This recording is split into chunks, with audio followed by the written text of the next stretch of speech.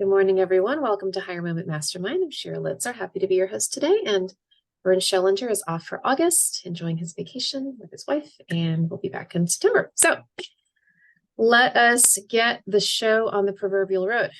Who has a question to kick us off? Well, I do. It was a quick draw. Was it Ty or Diana? Okay, Ty. Diana, I guess you got the floor. What was it? Was it his hand or my voice? Ty, you okay with Diana going first? Okay. Diana, I appreciate that because I have to leave a little early, and I would, if you don't mind, I have a question about your experience and your point of view with test assessments. When a company asks you to take an assessment, and this is my understanding, the one that has the CCAT and the personality assessment and the emotional intelligence and the skill test. It has an array of questions along those areas where you have 15 minutes to answer as many questions as you can. And I was just curious as to what your experience has been with our companies doing more of this. How do they weigh the results compared to your accomplishments and your achievements over a lifetime of working? And I just wanted to know what your experience has been. It's a great question. So here's what I would suggest. Now, of course, I don't know everybody in the market, like who's doing what. I will say that I've not, anecdotally, I've not heard of any uptick in those kinds of assessments. People do them here, there. Some companies do them, some companies don't. I would say most companies don't, frankly. But there definitely are ones who do. And so I don't know if it's the exact law or it's just the best practice, but I think it's the law, says that any assessments that are used during the course of a hire may not be used exclusively to determine the candidate's validity. In other words, they're not allowed to screen you out because they don't like your test results. So just so you know that. It is, as they say, it's supposed to be one data point. Exactly. In the whole assessment. Yeah. Okay. So like that everybody's clear on that. And especially if a company is going to go ahead and use that kind of extensive test, hopefully they understand this. That's it, So that actually answers your second question. It's one point in the evaluation, right? Overall. Some people do it just as not even as an eval tool for your hiring, but even more for your onboarding so that they understand who you are and how to best manage you and how you'll fit in with the team and whatever. But it's not supposed to be, oh, you're an INTJ as opposed to an ENFP, and therefore we're not going to hire you. It's not, they're not allowed to do that. So just it's one data point. But it is numerical, so if that number comes in low, doesn't matter. Does that? I know they're not low, but in those personality tests, there's no right or wrong. So any number that's assigned is just going to be just your style, right? It's not like, oh, she's a good person or not a good person. It's not a rank, or it's not like you passed or failed or anything like that. It's just, oh, her style's more like this, her style's more like that. And then they will use that in the mix to determine just sort of overall fit with the organization, along with everything else, like your interviews and right. It's just one more point for them to look at. So don't worry about any sort of number. Yeah, I guess I was doing a little bit of research, and I guess it was the CCAT. The CCAT is the one that asks you, all those questions like a factory produces 150 widgets on Monday, and on Tuesday 30, and on Thursday. That's what you're talking about. Okay, I'm familiar with the Wonderlic that does that kind of thing, like actual questions, right? Almost like you're doing an SAT kind of a thing. Oh, that's what. Right. That's right. This is the math orientation. Okay, one. So that one, that's different. I'm so sorry, I didn't realize because I haven't heard of CCAT. Wonderlic I'm familiar with, which is a 50 question test. Apparently the NFL uses it, and that's a lot of people got it from them. And there's math and logic and that kind of thing. That's that if you're talking about that kind of numerical evaluation, I'm so sorry, I didn't realize you were referring to that. That might be a little different, right? Because then it's more testing, intellectual capacity, I guess, if I can frame it that way. And I don't know. I actually don't know how they would weigh that against everything else. Now, some people aren't good test takers. And I know, for example, with Wonderlic, when the test taker is allowed to bounce around, like you don't have to answer everything in order. And so apparently what they do with that is they don't just look at a numerical score. They see which questions did you choose to answer. Ah, How did you do for that test? I don't know about CCAP. yeah. So it's possible that it's the same thing. Like, oh, I'm making this up. Diana tended to answer the grammar type questions as opposed to the math type questions. And that would make sense because she's a communicator. And so she's probably more, word oriented, language oriented than she is math oriented. I don't know, but that's what I would imagine. I just don't know about CCAP. Okay. Well, thank you for that. Yeah, you're welcome. It's not something that I've heard, as you said, companies doing. Yeah, it's not, it's commonplace in the sense that people do it, but I don't hear a lot of companies using it. Okay. Well, that's good to know. Thank you. Yeah, you're welcome. All right. Welcome, Sally. Good to see you back. It's been a while. Good to see you too. I've been a little offline just in general and decided I needed kind of get back into things. Little boost, little pick me up. Yes.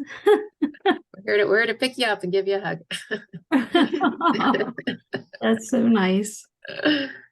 And nice to see you almost, Anusha. I'm not sure if you can come online, but good to have you with us. Also been a while. All right. So who else has a question? Oh, Ty, you had a question.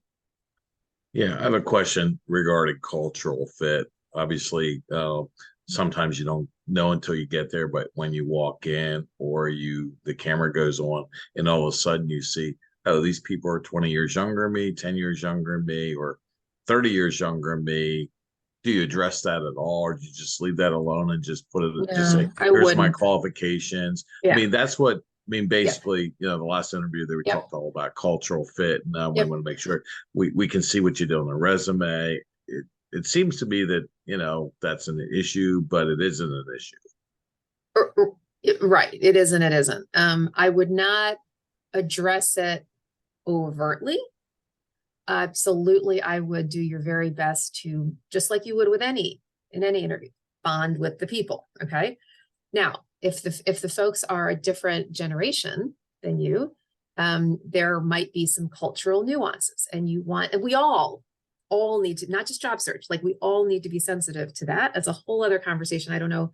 I don't know if people know that I am considered a generational diversity expert. Like that's kind of one of my lanes, right? So I talk about this stuff a lot. I don't want to wax on for an hour about it, but I would suggest that yes, in your job search and sort of in life in general, right? You want to be as aware as possible of how other generations the kind of lenses that they might bring to the workplace, and try to be sensitive to that as possible. And so I'm not saying that you become that generation, like in terms of their style, but just be very aware. And so to the extent that you can bond with them, right, in the meeting is going to be very helpful. I wouldn't per se talk about it. Now, that said, when you are applying, and I know, Ty, this is your case, when you are a more seasoned individual applying for a lower level position, that is something to be addressed, because that has to do with whether or not the employer perceives that you're going to be happy in the job. Okay. That's a different story. It has nothing to do with generation. And we've talked about that a lot in your situation, how you overcome that, but that is something to consider, right? If you are applying for a job that is not traditional for where you are in life, that is something that they might have an unconscious bias about. You want to address it and say, I recognize I'm more seasoned. This position might be more traditional for somebody who is earlier in their career. Let me explain to you, right, why I am intentionally going for this. That is what I would suggest for you, Ty, but I wouldn't address the generational thing other than just, trying to bond, right? Because at the end of the day, it's about culture fit, regardless of any sort of diversity. And their question that kind of parallels, it's the general question. They said, how would you support your coworkers? They wanted to get an idea as far as what the bonding would be like, and how the culture would be with you in there. And I don't know, is there a correct answer for that? They said they didn't want, quote, a know-it-all. So it's not like, hey, I'm going to go in and I'm going to mentor these people. When people ask you that kind of generic question, I would respond with an example. say, well, let me give you an example of how I generally am. So once upon a time, right? And you just sort of go into it, and there was this team that I was working with, and da da da da da, and here's how I engaged with them. And I really made sure that whatever it was, I was inclusive, I was a good listener, I pitched in, I this, I that, and kind of you could frame it in a story form. And then you could also give a high level theme around it. I tend to be the kind of person who is known for being, there's somebody on this call right now who recently mentioned to me that she was asked in an interview about listening skills, right? And proceeded to explain in a very specific way how her listening skills were used, right? So like that, you can just go there, right? You can be specific, but you can also be generic. You can say, in general, I'm known as a listener. Let me give you an example. Make sense? Thank you. Yeah, sure. All right, so other questions? Hey, May Shira, I- I'm sorry, I didn't want to Oh. be rude, but I'm driving actually from Michigan to Virginia. Wow. And so I just pulled over just to jump on to say, hey, I'm driving, but I wanted to listen. Oh, So hi. if I Good. Thank you. don't respond right away, All good. Safety So- first. thank you. Appreciate sure. it. Sure thing. Sure. And by the way, Nujib, since you're not able to probably use like the hand raise and stuff, if you have a question, just, open your mic and we'll just try to slot you in. Okay. Okay. Here. Perfect. Thank you. Sure. Yeah. Diana. I have a follow-up. Could use a little bit of a review with this. When you talk about bonding in an interview, what would those tips be to accomplish that? Yeah. Love It's a to hear that. That's a great question. I'm going to start on the personal side, actually. You wouldn't think that I would go there, but I am. So we're in a day and age where people are looking for authenticity. They want to know that you're human, right? Not just living in a navy blue suit, if you will. And we all know that. I'm stating the obvious. Because of that, one of the things you can do is connect with the person in the opening moments, opening minutes, with whatever seems to be an appropriate lowercase p personal kind of a connection. It could be as simple as the person's Zoom background, okay? Whatever. Yeah. Really. Or of course, if you're meeting with them in person, you're walking around the office, you see some interesting pictures, you see something on their desk. Sounds very obvious, but make a point to do something in the opening that we're humans and we're connecting. Okay. So that's the first thing. Lighten things up with humor. Humor's great. Not all the time, but a little here and a little there. Shows that you've got a personality, explains, shows culture fit. But then also another tip is to get the person to talk about themselves. I don't just mean on a personal level, I mean now on a professional level. Ask them questions about them. First of all, look them up on LinkedIn. Perfectly acceptable. People might even expect that you would do that. Hey, Susie, I know, Ms. Employer, whatever, I noticed that you went to XYZ school, that you used to work for XYZ organization, that you're a this, you're a that. Ask a question about that. Get them to talk about their past. Get them to talk about what they love about the organization. Not what they don't, but what they do. Right? And that can help also to kind of stir up conversation and again, when people talk about themselves, they're feeling more connected. So meaning you're taking them out of their role of just the employer, the hiring manager, to this is a human being who has a certain lens, certain values, certain experience, certain whatever. Let me try to get them to talk about themselves. And then you have a conversation. Wow, Susie, thanks for sharing that. I can relate, da, da, da, da, da, da, and have a conversation. So in other words, take it away from just, am I qualified to do the job, right? Or do you think I'm a good fit for blah, blah, blah? Well, yes, they need to do that. But are you connecting with them individually? The humor, something personal, get them to talk about themselves. And then on a professional level, getting them to share with you, depending on who it is, sharing with you their business needs and how you can best help them advance those needs. Certainly if it's the hiring manager, right? What are the strategic goals that they are trying to accomplish in their unit, in their division? And how can you help best advance those goals? Like basically push the football down the field. What can I do? What are the goals that you are being held accountable for in your department? And how can I help you advance those goals? Right? and or different ones. It could be other department heads or colleagues, direct reports, whoever you're talking about. They have their own needs, their own challenges. What can you do to be a best support to them? Now, in a case like yours, Diana, where you're in comms, you know, as you know, a lot of comms jobs are almost like the internal comms agency, where you have a lot of internal clients that you're working with. Well, Uh-huh. as you talk to other stakeholders, what are their comms needs, right? That you can help address. How can you best Mhm. relate to them? And you can even say this as an internal client. Mhm. What can I do to be of benefit to you, right? So there's a lot of things you can do, some on the personal side, some on the business professional side. Yeah, that's good. Thank you for the reminder.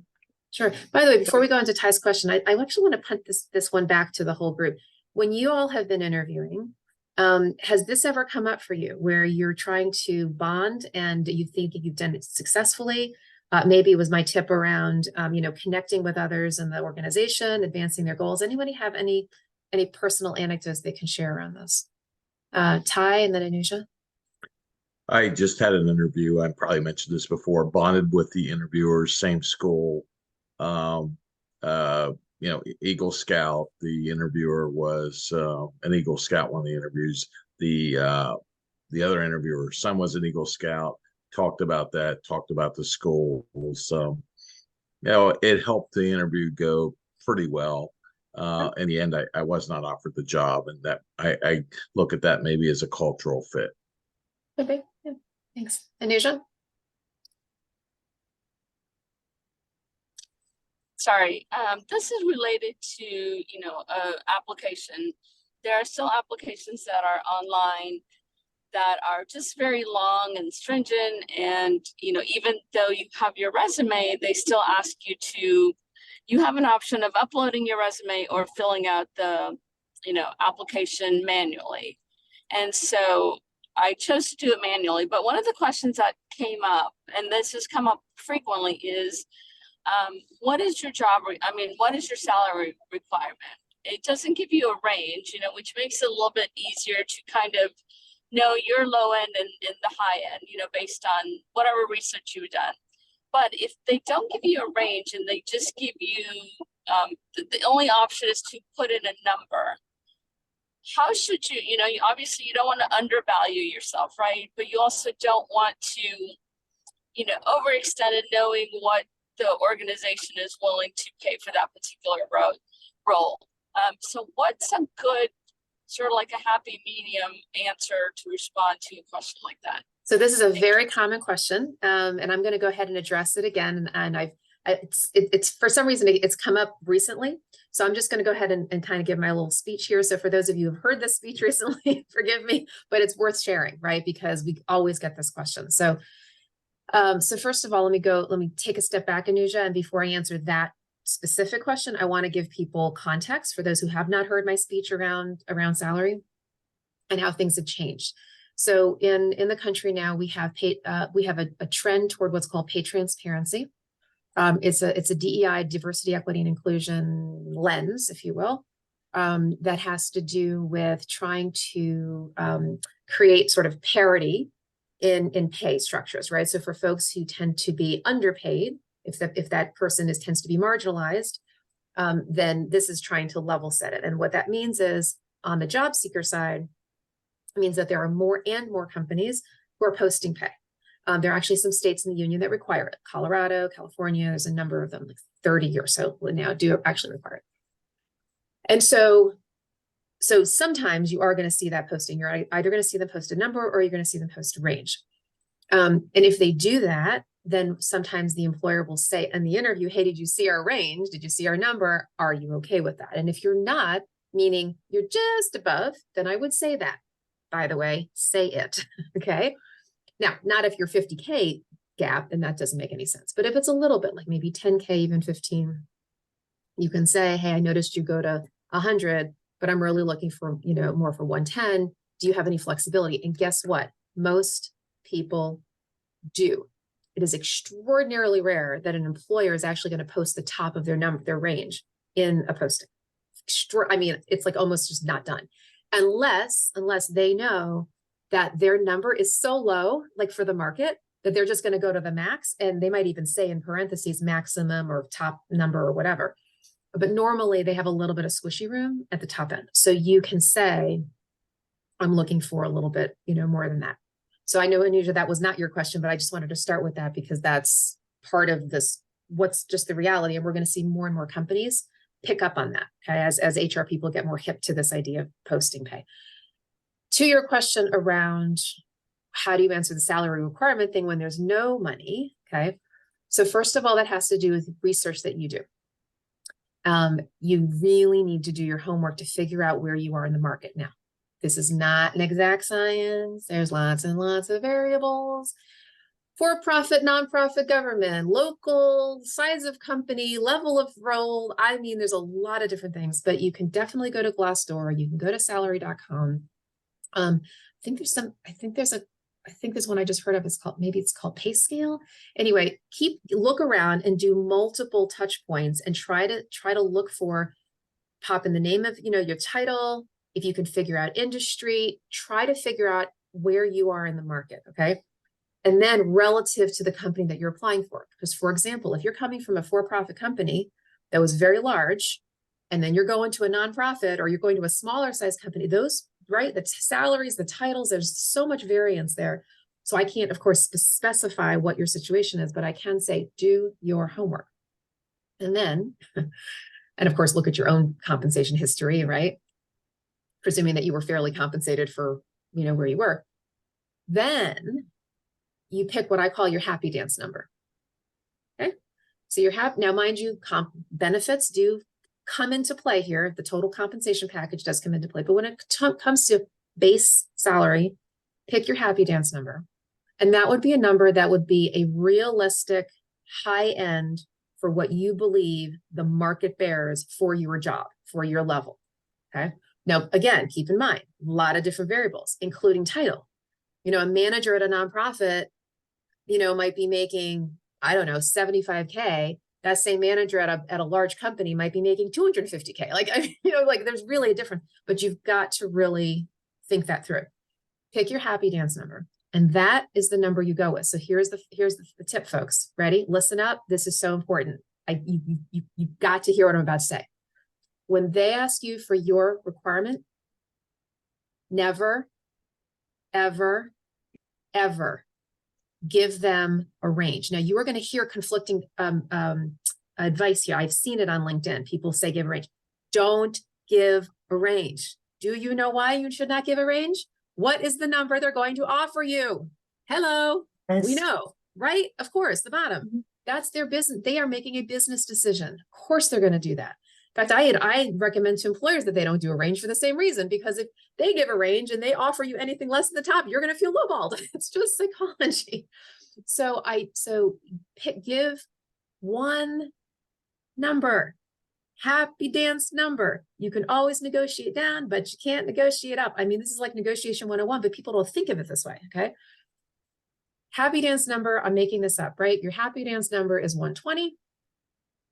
And you say that, and you say, I'm looking for a total compensation. Now I'm going to give you a framing here, by the way. Okay. So don't parse this out quite yet. I'm going to give you a kind of a phrase to use, and then I will unpack it. Okay. Because I know this is a loaded statement.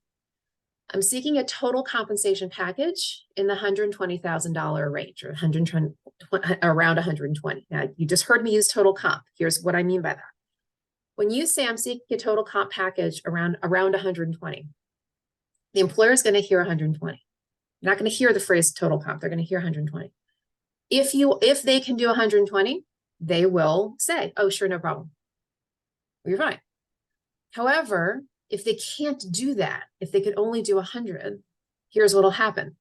They'll clear their throat, pause about 3 seconds, give a pregnant pause, and say, well, actually, the highest we can go is 100. That's the only time they're typically going to tell you the top of the range. And really, they mean it. Like, we really can't go above 100. Do you have any flexibility, Anusha? Is what they'll say. Then you can double back and say, well, I'm looking for this total comp package around 120. Oh, okay, got it. Then Anusha says, can we talk about benefits? So you can wrap it kind of into that total thing. So you're giving yourself some squishy room. Because at the end of the day, you know, most people, when they give you your medical benefits, most people don't lump that into their salary, right? Because they consider that could be a separate pot of money. Reality is, it is a total comp. People don't like think of it that way, but it is. But if you can go ahead and say, I'm seeking total comp around 120, and then you can negotiate. Now, you don't have to do that. You could simply say you can just eliminate the total comp from the conversation and simply say, I'm seeking a base around 120. Same thing. They're going to say, well, we can only do 100. Do you have any flexibility? And you can say, well, look, we can certainly talk about benefits and see where we might be able to, you know, to see how we can bridge the delta. That's the other way to do it. But you really want to pick a happy dance number that you feel good about. And then you can work out the salary. Again, it's not an exact science, but at least you want to start high. You don't start ridiculous. If you're really worth 120, don't go for 175, right? But you want to pick something that you think is pretty reasonable. Make sense? Yeah, that makes sense. Yeah, and normally that is how I look at it. Is usually I look at the whole compensation package. It, you know, it includes health insurance, like you mentioned, you know, they have 401k, and now, you know, we have like unlimited pay, so that's not even an option anymore. Where before you negotiated, you know, number of days off and things like that. But yeah, I thank you so much. I appreciate that. Yeah, I think you meant to say unlimited PTO, right? Yes, I'm sorry. Yeah, what did I say? You said unlimited pay, but I think we all know. Oh yeah, no, I'm sorry. Yes, unlimited Okay. PTO, where Yeah. before, you know, that was a negotiating tool, but now Right. most companies are offering Right. yeah. I have a follow-up question, but I'll get back in the queue. No worries. Okay. Sandy and then Karen. Thank you. Mm-hmm. Hi there. So I wanted to answer your first question about giving some examples of being related, you know, being relational with your Yeah. hiring manager. And I was just in an interview yesterday, as you know, Shira. Really good interview. I was meeting with their top executives for a VP position. And I did research on that. I was meeting with the president and the chairman of the board, and I did some research on both of them, you know, prior, but yesterday morning, I kind of refreshed my memory on the chairman of the board. I learned that he is an author and he authors science fiction books, and I'm a big sci-fi fan.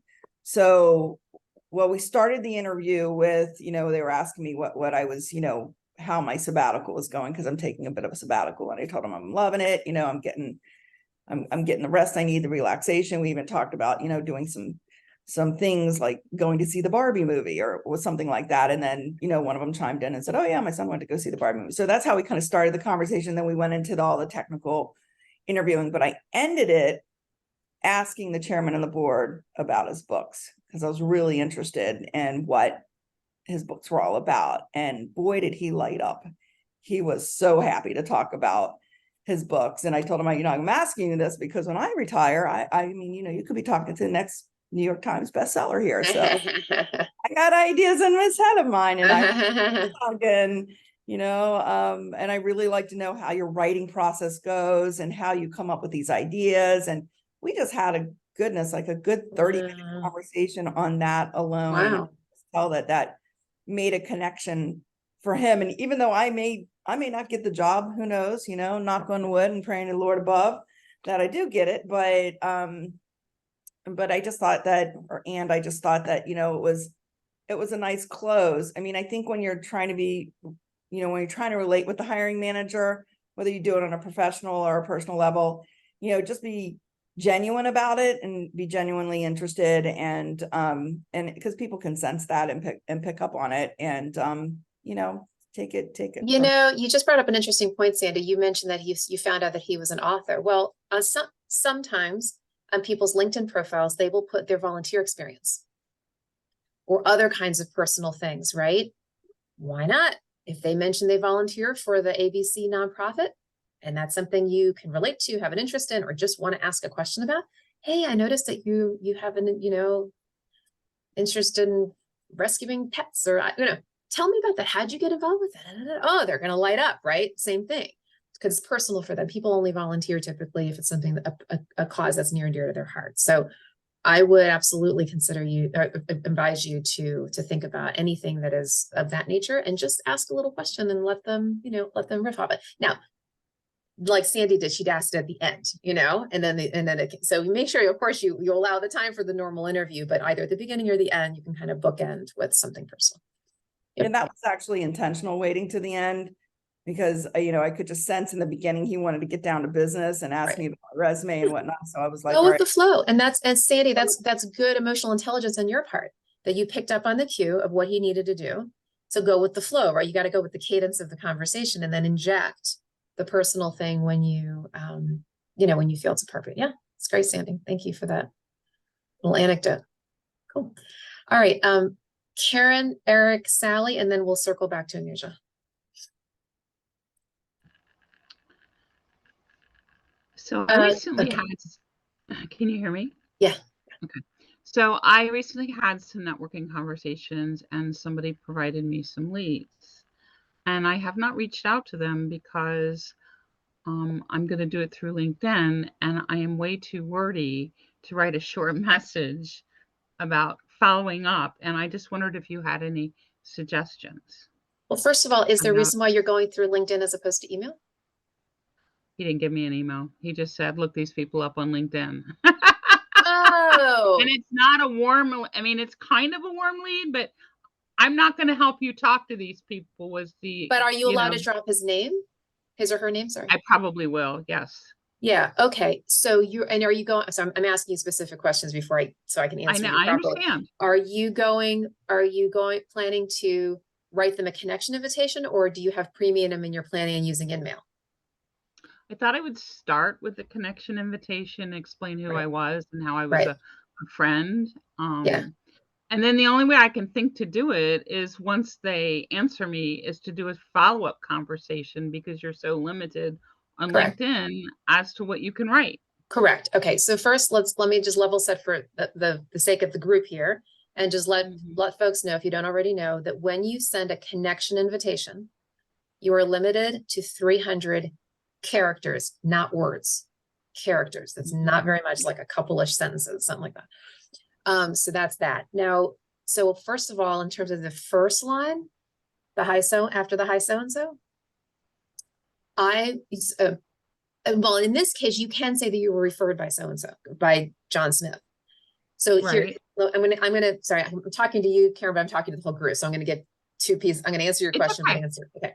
So for your situation, you can say, I was referred to you by John Smith. Okay. For everybody else here, if you are just reaching out on LinkedIn cold, and if that person is a second level, which means you have at least one mutual connection, you always do, presuming that LinkedIn lets you see it, which 99% of the time they do. Occasionally they don't, I don't know why, but usually you can see who's in the middle. If you were not referred by John Smith, your first connection, you would frame it differently. You would say, hi, Susie, you and I are mutually connected through John Smith. Notice the difference, right? Because John did not refer you, so you cannot say that. You and I are connected through. Karen, you can say, I was referred by. Okay, so that's the first thing. And you should. It's the first thing you should say, because that means something to people, that somebody that, referred you. Now, of course, you don't know what their relationship is to John. Now, in your case, Karen, presumably John would not have suggested that you reach out unless he was, had a decent enough relationship. So you're probably very safe in saying that. What do you do after the second sentence? Right? There's my problem.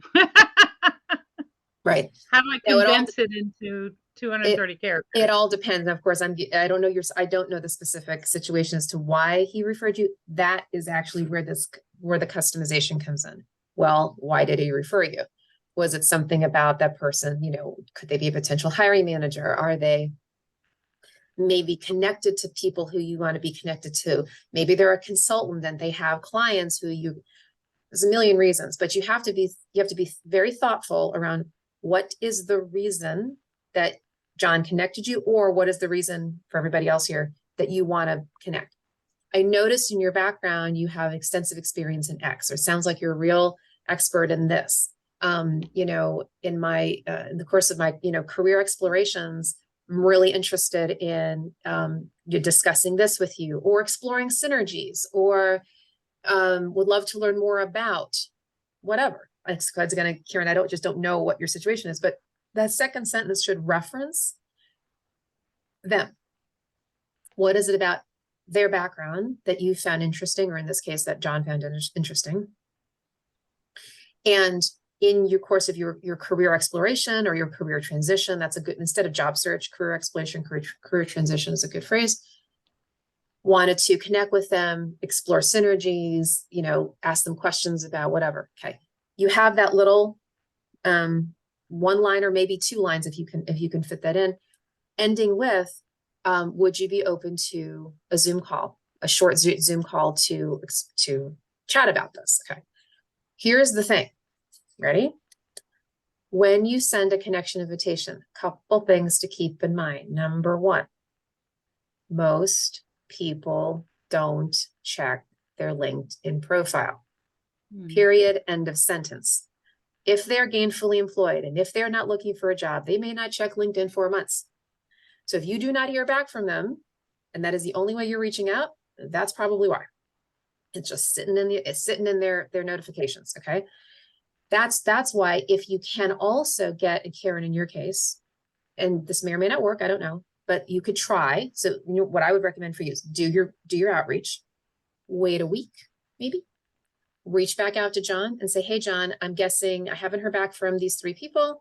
Guessing it's probably stuck in their inbox. They probably aren't checking LinkedIn. Most people don't. John, would you consider brokering an introduction through email? Right? And then what you would do is you would tee up, and if he says yes, then what you would do is you would ask him for permission to do this. Say, how about if I send you 3 separate intro emails that you can simply forward to them? Make it easy for John. So you're telling him that you're going to spam his inbox, and you're going to write 3 notes. Hi, John. Right, speaking with you recently. Thanks in advance for brokering an introduction to, or considering brokering an introduction to Susie Cream Cheese, right? As you know, I'm in career transition. Sounds like Susie's background there would be some synergies there, blah, blah, blah. Here's my LinkedIn profile. You could attach your resume, but your LinkedIn profile is sufficient for that. Thanks in advance. I look forward to the introduction. That's it. And then all he has to do is hit forward, write a quick note, and you're done. That's the way to push it along. If you don't have a John, in your case, right, Karen, you actually talk to a John. But for everybody else here, if you don't have that person, you would go do your search. You find that you want to talk to Susie Cream Cheese. She's your second level. You recognize that there's this guy named John Smith, who's your first level. And if you have a relationship with John, if you do, now if you don't, if he's just a casual open networker, you've never met him, don't do this.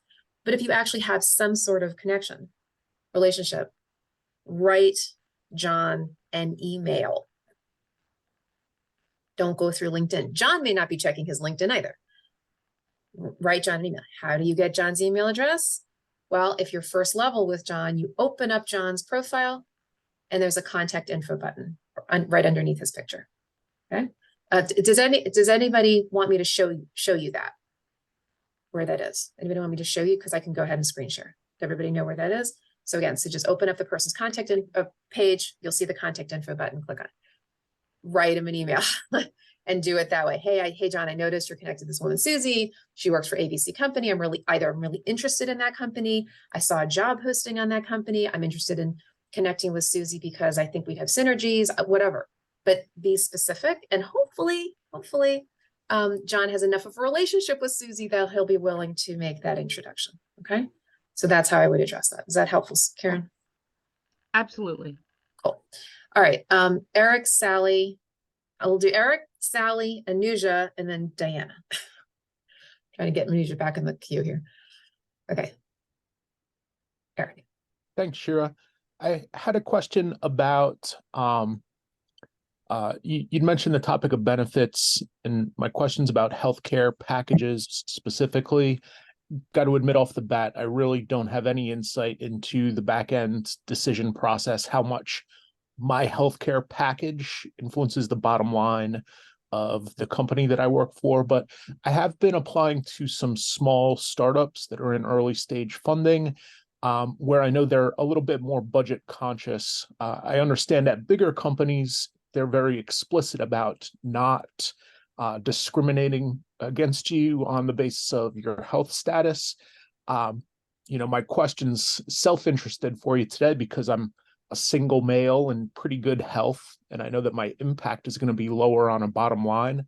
I don't really know to what extent, but understanding that I'm never really going to be asked that explicitly, is it just too graceless to bring this up, or can I obliquely maybe mention that I would have a lower bottom line than a candidate? Nope. Yeah, you don't want to bring up anything about your health, like good, bad, or indifferent. And frankly, they're not going to say, I'm not saying they're not going to think about it. They might, but it's just not that big of a thing these days. I mean, because they're going to be on some sort of group health plan, and there's always sort of this risk analysis thing.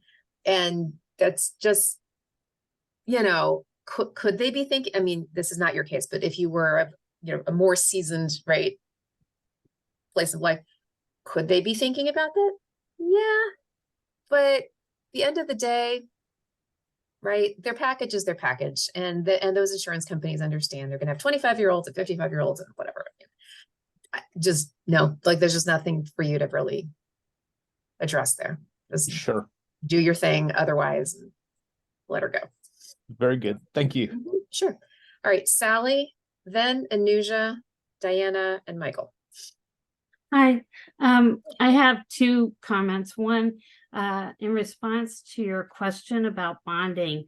I have to say, I had an interview recently where I bonded with a direct hire hiring manager. And then I went through the second level and I thought it went horribly. I just thought it went really bad. And so I made it to the third level. Okay. And I was very excited about this. And the one question that I think I lost the interview one really didn't have anything to do with my job or the responsibilities. And it was, what is your favorite Excel tool? And yes, I know you need to know Excel, but there were so many other things that I was appropriate for, that if you can only hire somebody who knows Excel or feels better about Excel than the next person, I just think it's really shameful. It's very myopic Well, did they say that that's like a huge thing, or they just asked a question? Like, are you assuming that they're making a huge deal of it? Yeah, I am. It's an assumption, but the fact that they have to ask that just because they think it's a funny question, I just was really taken aback by it. And once I got off the phone, I thought of the perfect answer is the help tool, but I didn't use that one. But anyway, that was my comment about the bonding. Is we bonded so well, and then all of a sudden, like that one question, you're gonna get curveball questions. This just stuff happens, right? Either the curveball question is because they're trying to throw you off balance, or just because they're not experienced interviewers. In fact, let's just be real. Most people are not experienced interviewers unless they're an actual full-time recruiter. Even HR people, Yes. But certainly hiring managers, they don't know what to say usually, and they're just winging it. And this question probably just popped out of nowhere, unless it was if it was in the job description, Sally. Yeah, which sounds like it wasn't. If it was, they're like, okay, spreadsheets and blah, blah, blah, and Excel, and they put it in their qualification. That's different. Then you're like expecting for them to quiz you on pivot tables. Okay. Yeah. But if not, it might just be that particular person yes is an Excel person Yes. loves the tool. And like, oh, let's bond. Like, what's your favorite? Is it sell to maybe they're like a data wonk, right? Like, Yes. oh, and it's nothing to do with the job. They were just trying to bond. Mhm. That's So probably what it anyway, is. and my second question is, I have a final interview with a company in Canada, and I have never worked internationally. I mean, I've worked globally within the United States, but I've never worked directly for a company from something outside of the United States. Do you have any thoughts on You this? would be employed by them, right? You'd be Yes, living here, by a working company. here, but employed by Yes. them. But The only advice, because I'm not an international recruiter Sure. type, like this, I don't have the specifics, other than to ask the question. I mean, this sounds almost like obvious, right? Ask the question of them, is there anything I need to be aware of? I mean, really, just go straight Yes. into it. I Mhm. will say, and this is interesting with Canada in particular, because this is one little thing that I happen to know about them. And I think there are other countries that also have this, but I know Canada does. They've got this thing, and I don't know the legal language, but it sounds something like Canadian government says to employers, you may not hire somebody outside the country unless you feel like somebody inside the country can't do the job, meaning like you have to go Oh, outside. Yes. Yeah, they do have a thing around that, and that's for full-time people. That's even for consultants. Even for Okay. consultants. Yeah, I know that for a fact. And they're very specific about that. Oh, you got to make sure that you can't otherwise hire a Canadian. Like, why are you going outside and bringing someone else in? That is something you could bring up with them and Okay. say, the fact that you're looking, you're considering me outside, is there anything that would preclude my candidacy? Because my loose understanding is that Canada has some sort of protocols around only hiring people outside the country, unless if you can't find anybody inside that would be otherwise qualified.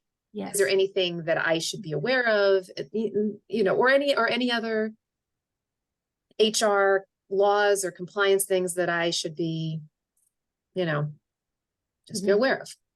Yeah. And Ty is asking if you have a passport. Yeah, that would be Yes. important to make sure And- your passport's up to date. For sure. Both of those were the two questions I have for this next person. It's like, how does this work? Do you get the same holidays as the US, or is, That kind of stuff. I it's- will say that the nice thing about Canada is they tend to be a lot more generous with their benefits. They operate Okay. under a little bit more of a socialized kind of Okay. so they tend to get more everything, more vacation, like a year-long maternity leave. They get all kind of benefit, but then again, their health benefits are Canadian, right? So you're not going to get those. So I don't know how that would work. Yeah. Because actually my family is my father's family lives in Canada. So that's part of actually why I know about this.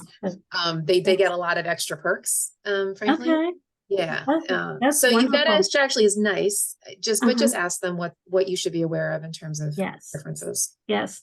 They have, they also, I noticed this morning on the job description that it says remote Canada and then remote US. So obviously they have, I think Yeah. it's like a 50-50 staff, Yeah. that's in Canada and the Yeah. US, but I'm sure they have it all worked out, yeah. just ask if there's anything you should be aware of.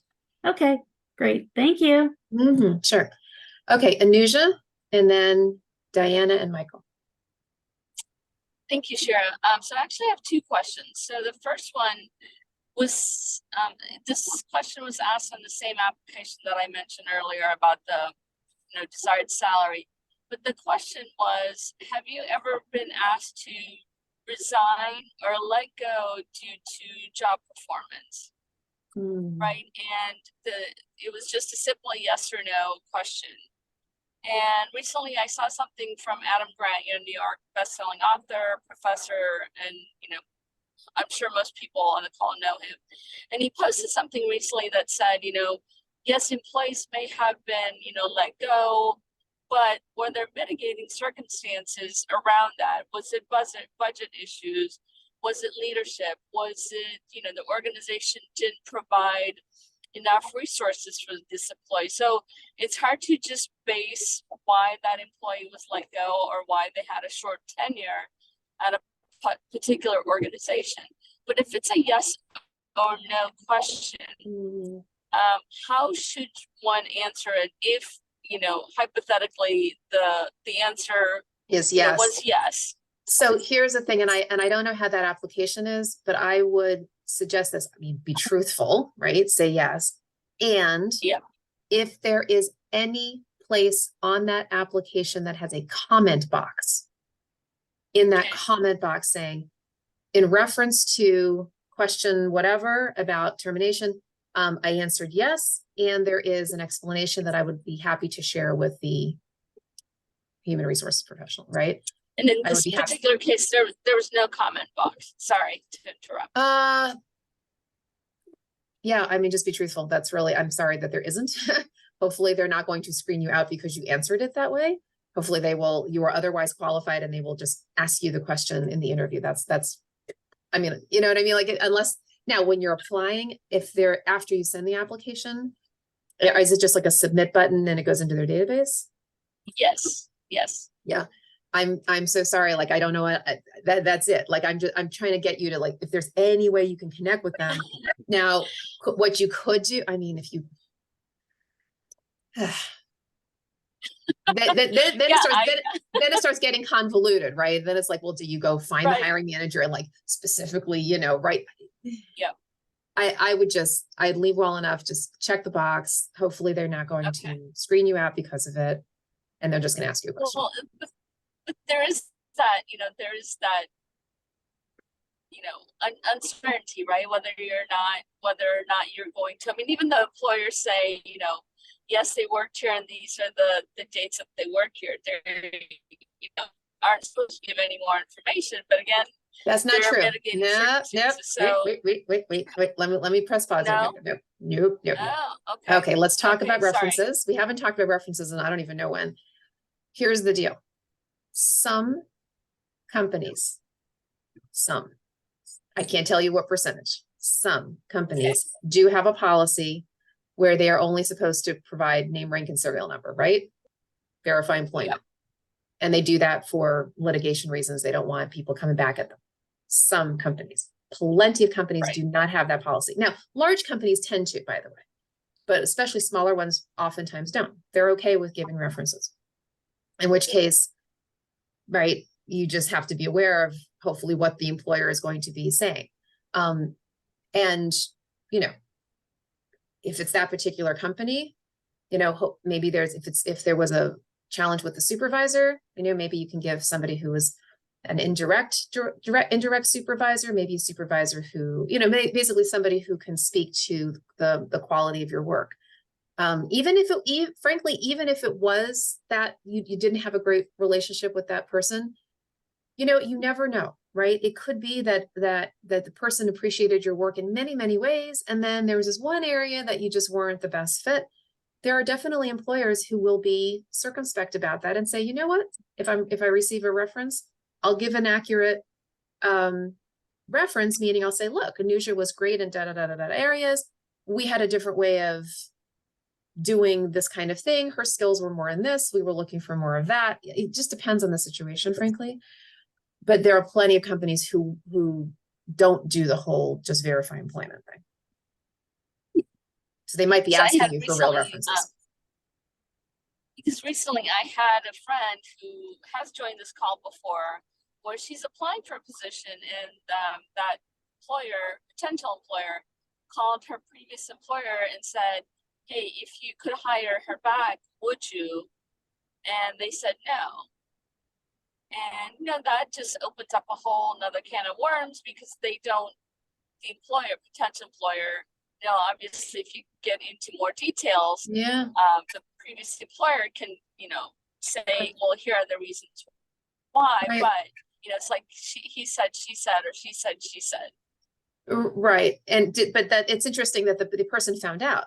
Your friend found this out somehow. Yes. Yeah. She found. I'm sorry. Yes, the potential employer went back to them and said, hey, we called your previous employer and this is what they said.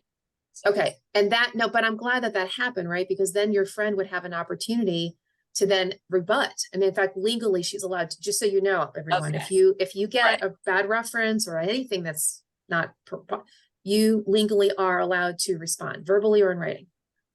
So I'm Okay. glad they said it, and she could actually easily say, I don't know if she did, say, well, this is the reason why.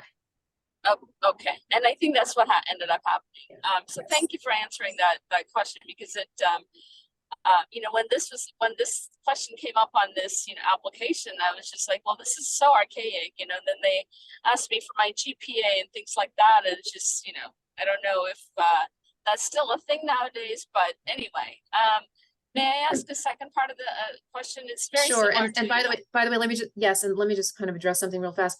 A lot of people who don't update their applications, they're still using the same application from 25 years ago. yes, So, that is you know, true. it just happens that way. Second part of my question, and I know a lot of folks on the call are either looking for a new job or looking for new opportunities, or have a job and are looking for, you know, something else to do. But one of the things I'm hearing a lot of, and this is something that's happened to me, I've applied for jobs, and even though the job market, you know, is robust, even though unemployment rate is low, what I'm hearing from a lot of other folks is that that they're hiring internally. They already have a candidate in mind. And this has happened, but it seems to be happening a lot more right now, where they will post a position knowing full well that they already have a candidate in mind. You know, you do the prep, you go through the interview process, and then they, you know, come back to you and say, you know, great interview. We appreciate it, your knowledge, blah, blah, blah, blah, blah. But we have another candidate, and, you know, we've hired somebody that sometimes you don't find out that they're an internal candidate. But how do you continue to stay motivated knowing that some of these things are happening? And, you know, is there anything, I guess there's really not much a potential employee can do, but how do you try to sort of still navigate these, you know, knowing that this is happening? First of all, let me say this, because I have certainly been part of, you know, searches where there's there's all kinds of candidates that are being considered, right? And the whole internal person thing, let me explain this. Just because there's an internal person does not mean they're going to get the job. In fact, case in point, I was coaching somebody very recently. He's a senior level person, and for senior level jobs. So he was applying for a CXO, chief type position. And partway through the interview, he let a process, you know, we were coaching around this interview prep and whatever. And he said to me, Sherry, he's like, there's an internal, right? Somebody who apparently is a rock star. Like, he found this out about her. My client got the job. The internal person did not. Okay. So even though there's an internal, don't worry about that. If you are the more qualified person, you're the more qualified person. If they were going to just hire the internal, they would not do an external search. Now, I understand, Anuja, there are people who do feel like they have to check the box and they just sort of, you know, post for the sake of posting. Yes, that happens. It's unfortunate. I wouldn't let your thinking go in that direction as if that happens all the time. It happens sometimes, but even when it happens, just the check the box thing, still, if the external person is more qualified than the internal person, the external person will usually get the job. They're not going to just post just to post, because otherwise they really would just do succession planning and just promote the person, right? There's a reason why they're going outside. So just be encouraged that you stand on your own 2 feet. If you are the best candidate, you are the best candidate, period, end, right? I just wouldn't overthink it. Okay. Perfect. All right. Thank you so much. I appreciate it. Sure. Diana and then Michael. Sandy mentioned something that sparked a question, and she used the word sabbatical. And I'm just curious as to when it is legitimate to use that word. And I haven't asked her about her experience or anything. This is my question, given some of the things I've been doing. And that word is kind of interesting because in the last several months, I've been so busy joining organizations, doing webinars, doing workshops, reading articles, just doing so much stuff that could be considered a sabbatical around this whole area of artificial intelligence. And I'm just talking about hours. I mean, this weekend, yet again, I will gather some of the new. I was on a webinar yesterday from 8:30 to 5 o'clock, and they had a wonderful array of speakers. There's so much going on. There's such an explosion of activity. It's hard to keep up with. So a lot of my time has been spent doing that because I believe it's so important and so critical. It's not the future, it is now. Nevertheless, and during a recent initial interview I had with a recruiter, she said, well, I know I'm going to be asked this, but what have you been doing since your last position? Okay. So that question comes up, and I've been busy. I'm telling you, I've been very busy. So I'm curious about the use of the word sabbatical because, boy, howdy, I've been very focused, and all that means is that I bring more to the next position. I don't know if that employer knows that. I'd like to address it, but actually, Sandy, do you want to chime in first? I do. So I explain it. People ask me, I just left my last company, like literally last week was my last day. But I've been on leave. I've exhausted sort of my leave, and then I was going to leave. And that was a mutual arrangement. I'm telling future employers, and it's true, that I'm on a sabbatical. I'm taking a break. And I've told them, I had a lot going on with this company. We had a lot of initiatives happening. I was pretty much to the point of being burnt out, and I really just needed a break. And I'm taking the rest of the summer off to decompress, kind of take care of me, have some me time, doing some learning that interests me, like you're doing as well, Diana. And, so this way I'm refreshed and I'm ready to go for my next employer. And I tell them, I said, ideally, I'd like to start something new after Labor Day. And in fact, this question came up yesterday in my second interview with this employer.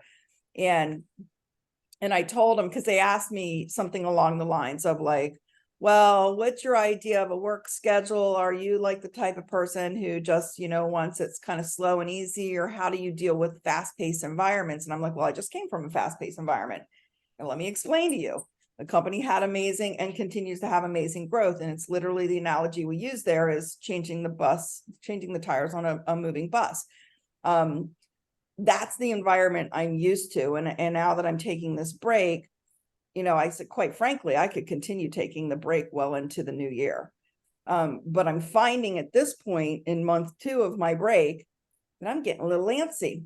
I'm getting a little like, okay, I'm refreshed. I'm ready to go. Okay. So that's why I explained to them, hey, I will be ready to hit the ground running after Labor Day holiday at the very earliest. And then, of course, later, the later it goes, the more refreshed I'm going to be, but it doesn't matter because I'm pretty much to my, recompensation point. In other words, I've refilled myself and I'm not as exhausted as I was. And that seemed to be a satisfying answer for them.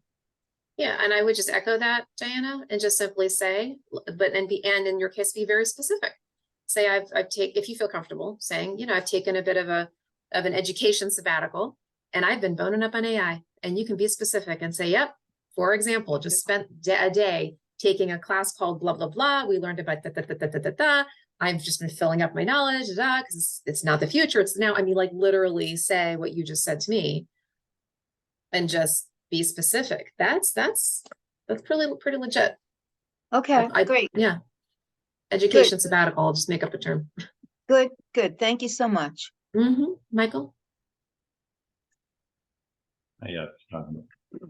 I was just getting back to the part of contacting people via LinkedIn. So some of my experience has been that you are interested in an organization, you go on LinkedIn, the website, you can't find the person's email address, no matter how hard you do. Yes, there's some paid services that you can do. Sometimes what I do, though, is I do a web search, and sometimes I still can't find that email, but you might be able to find the email naming convention from, say, their communications person, like for press releases or for more information. Using that naming convention, you might be able to send an email to that individual, assuming that I have no connections with that individual, no second connections, no first connections, of course.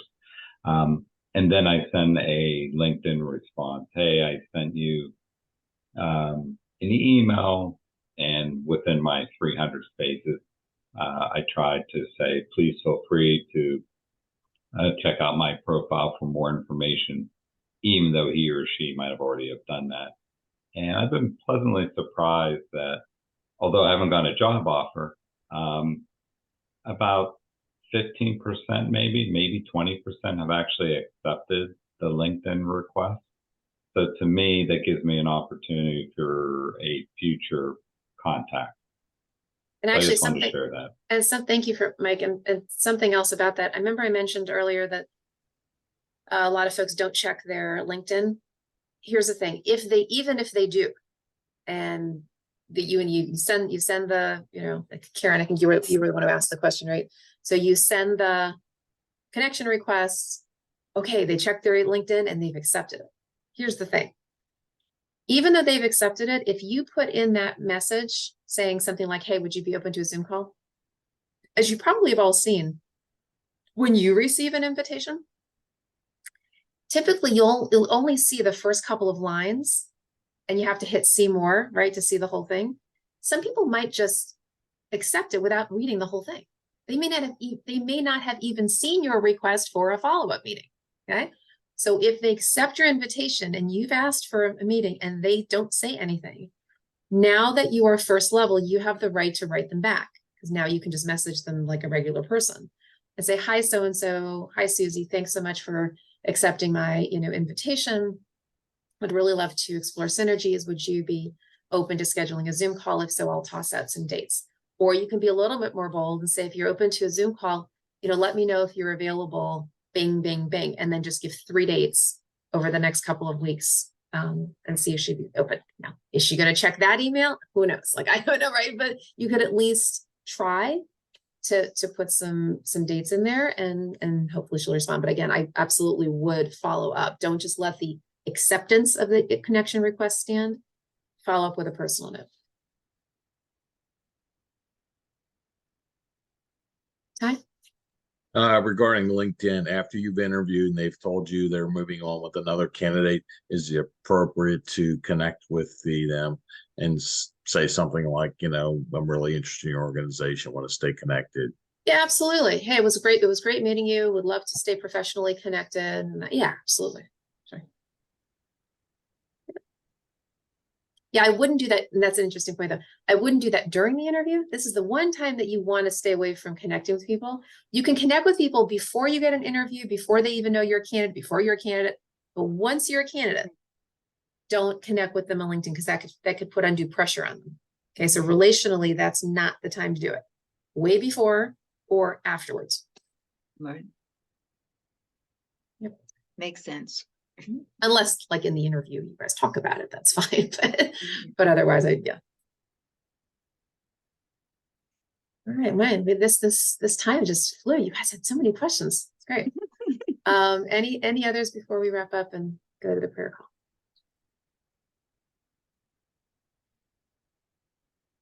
Okay. Well, we'll just kind of go ahead and wrap up here. For anyone who would like to stay on for the prayer call, you are certainly welcome to do so. Otherwise, look forward to seeing everybody next week. Bless you.